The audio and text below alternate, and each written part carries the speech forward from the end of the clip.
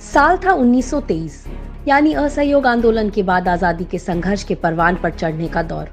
नागपुर में फ्लैग सत्याग्रह के दौरान कई लोगों को गिरफ्तार कर लिया गया। उन्हीं में एनएस हार्डिकर द्वारा स्थापित हुबली सेवा मंडल के सदस्य भी थे। अंग्रेजों ने उनको तोड़ने, डराने, मनाने की तमाम कोशिशें की, लेकिन वो विफल साबित हुई। और इसी दौरान जेल में रहते हुए ही एनएस हार्डिकर के मन में एक विचार आया, सेवा दल के गठन का।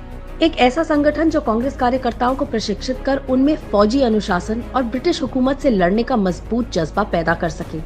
जेल से बाहर आते ही हार्डिकर जी ने इलाहाबाद जाकर नेहरू जी से मुलाकात की और सत्य व अहिंसा के मार्ग पर चलने वाले एक लड़ाका संगठन की स्थापना पर चर्चा की। 1923 में सरोजनी नायडू ने हिंदुस्तानी सेवा दल बनाने का प्रस्ताव रखा। पंडित नेहरू जी को इसका पहला अध्यक्ष बनाया गया। यही संगठन आगे चलकर कांग्रेस सेवा दल के रूप में जाना गया।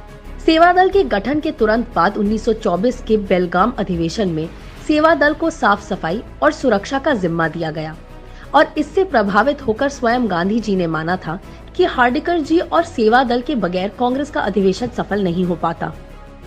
आजादी के आंदोलन में कांग्रेस सेवा दल के प्रभाव का अंदाजा इसी बात से लगाया जा सकता है कि 1932 में सेवा दल की क्रांतिकारी गतिविधियों और लोकप्रियता से घबराकर अंग्रेजी हुकूमत ने इस पर प्रतिबंध लगा दिया। सेवा दल की लोकप्रियता और महत्व का अंदाजा इससे भी लगाया जा सकता है कि पंडित नेहरू जी से लेकर राहुल गांधी जी तक सबने सेवा दल को कांग्रेस का सच्चा सिपाही कहा है। इतना ही नहीं, कांग्रेस सेवा दल की ताकत का अंदाजा आप इस बात से भी लगा सकते हैं कि नेहरू जी के साथ ही देश के प्रथम राष्ट्रपति राजेंद्र प्रसाद जी, नेताजी सुभाष चंद्र बोस, राजगुरु जैसी हस्तियां कांग्रेस सेवा दल से जुड़ी रही हैं और सदस्य रही हैं। कांग्रेस सेवा दल हमेशा से भारतीय जन समाज की रीढ़ रही है। कांग्रेस सेवा दल कांग्रेस की मजबूती रही है।